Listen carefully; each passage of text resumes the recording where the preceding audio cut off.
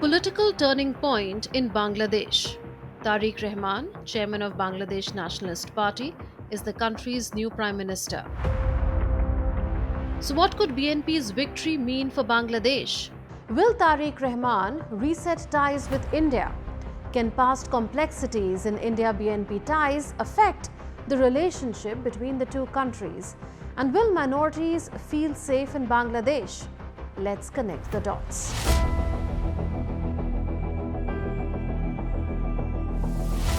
On 12th February 2026, Bangladesh held a landmark election. It was the first national vote since the end of Sheikh Hasina's 15-year rule, which was brought to an abrupt close by a student-led uprising in August 2024.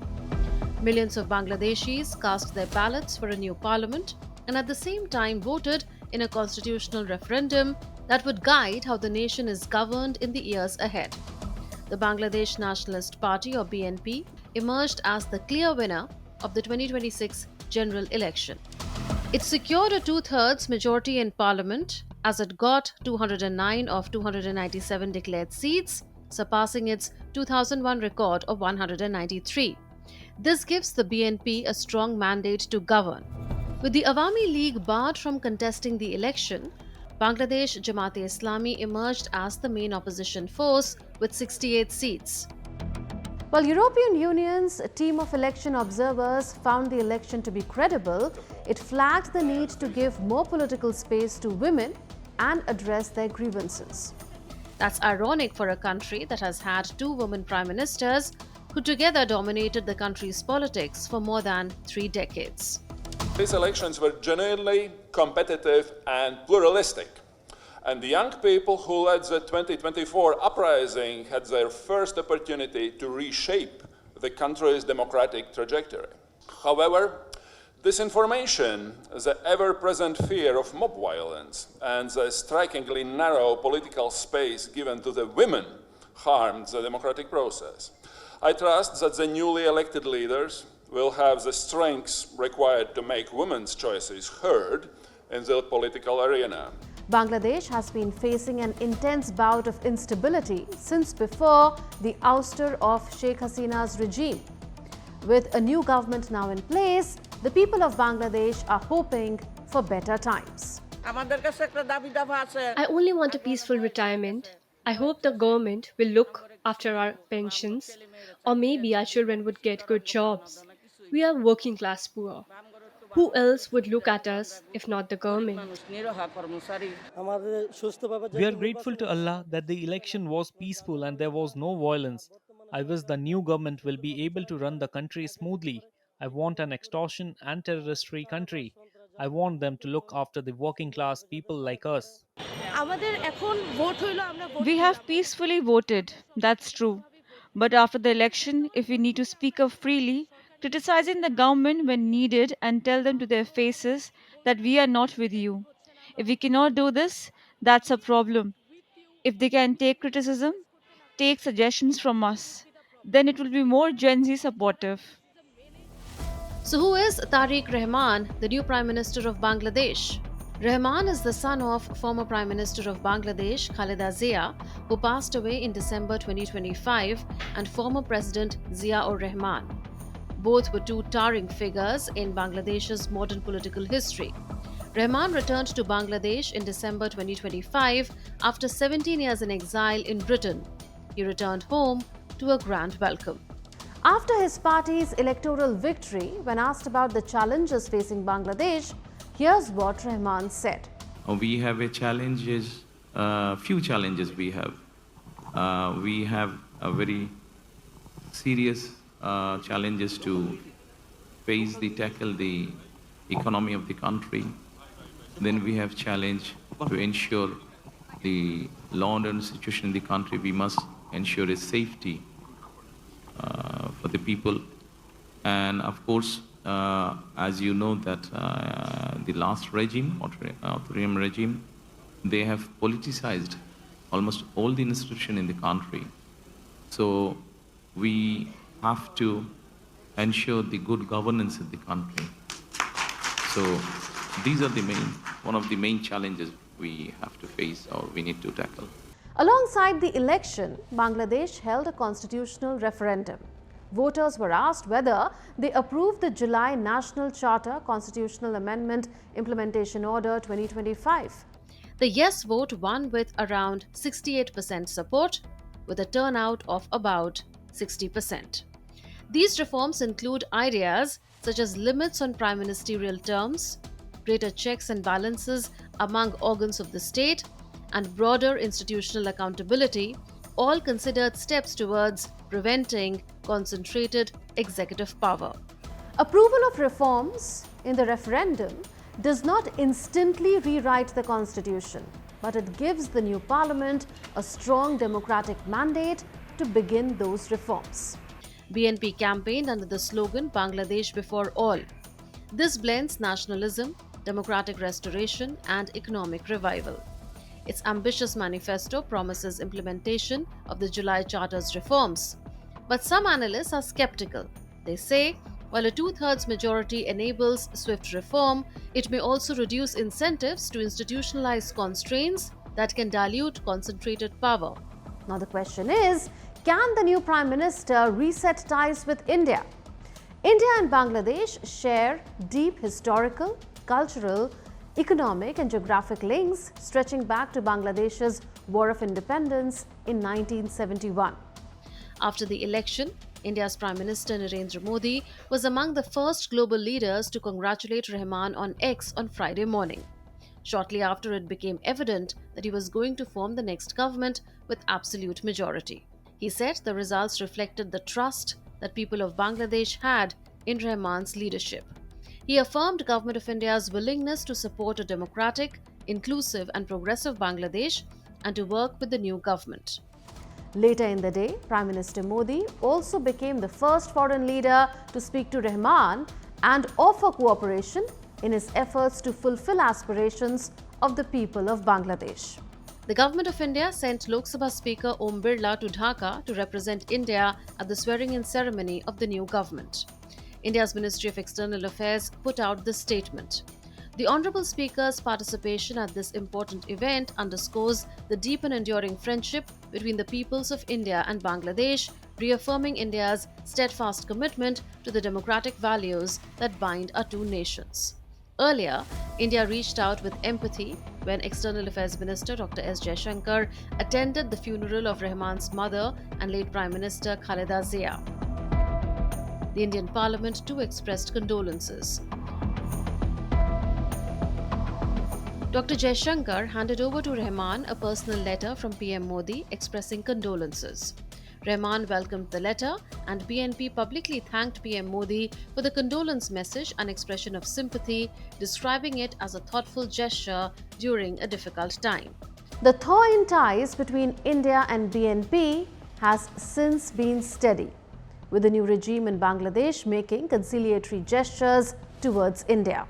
After winning the election, BNP said, "We look forward to engaging constructively with India to advance our multifaceted relationship, guided by mutual respect, sensitivity to each other's concerns, and a shared commitment to peace, stability, and prosperity in our region." Humayun Kabir, advisor to Tarique Rahman, has spoken of how Bangladesh wants to reset ties with India on a fresh footing, now that ousted Premier Sheikh Hasina and her Awami League party are no longer in office, while putting the onus on New Delhi to recognize the changed political reality. So it can be said that there is credible indication that both sides are ready to engage constructively. So what should India realistically expect from Rahman's leadership? Analysts are cautiously optimistic. They see Rahman as pragmatic amid Bangladesh's economic needs and as government's rivalry with the main opposition party, Bangladesh Jamaat-e-Islami. Yet, shadows of past complexities in India and BNP ties remain. India-BNP relations have been fraught in the past. Tensions were rooted in Zia-ur-Rahman's diversification from India-centric policies. That included internationalizing the Farakka barrage by taking it up at international fora, including the United Nations, deepening OIC ties, and expanding diplomatic and military cooperation with China. Under Khaleda Zia's regime, opposition to Indian transit, Teesta water sharing, and security pacts fueled friction.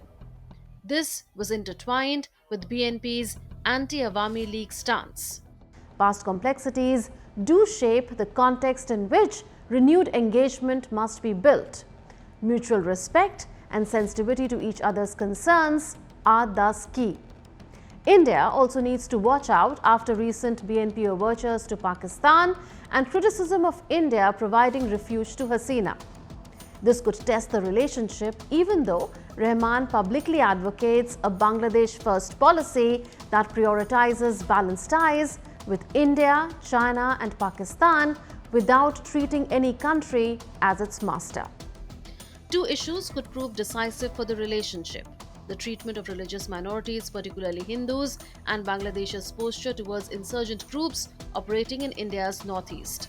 Rising attacks on Hindus, Bangladesh's largest minority since Hasina's ouster in 2024, including burning of temples and lynchings, have left them feeling insecure. Under interim leader Muhammad Yunus's watch, Dhaka not only failed to curb violence against Hindus but at times appeared complicit. The critics highlight BNP's 2001 to 2006 rule when attacks on Hindus and other minorities surged amid BNP Jamaat alliances. Going by the signalling so far, pragmatism may well prevail in Rahman's handling of domestic and foreign policy. For India, Tarique Rahman represents a better choice over hardline alternatives such as the Bangladesh Jamaat-e-Islami. Rahman's calls of cross-party and cross-faith unity may have brought him votes of the minority communities, but his ultimate test would be to ensure that Bangladesh stays free from attacks and atrocities on minorities, especially the Hindus in Bangladesh. Experts say the only durable guarantee for minority safety lies in restoring Bangladesh's secular constitutional ethos. A prospect that appears increasingly difficult given the growing influence of Jamaat-e-Islami, which may have been defeated in the election but has recorded its best ever electoral performance yet. So to sum it up, Bangladesh stands at a crossroads. Reforms promise stability, but anti-India hawks and elements that threaten minorities in Bangladesh could test Rahman's ability to navigate the India-Bangladesh relationship. Will there be a positive reset with Delhi? That's possible if pragmatism and economics trump old ideological moorings of the BNP. And will there be safety for all? That's the true litmus test for Rahman's government. For now, all eyes are on the man back from exile and shaping Bangladesh's tomorrow.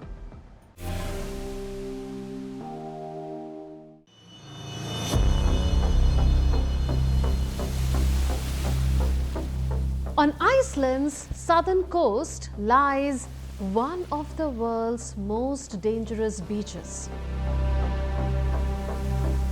This beach is also one of Iceland's most photographed and visited natural landmarks.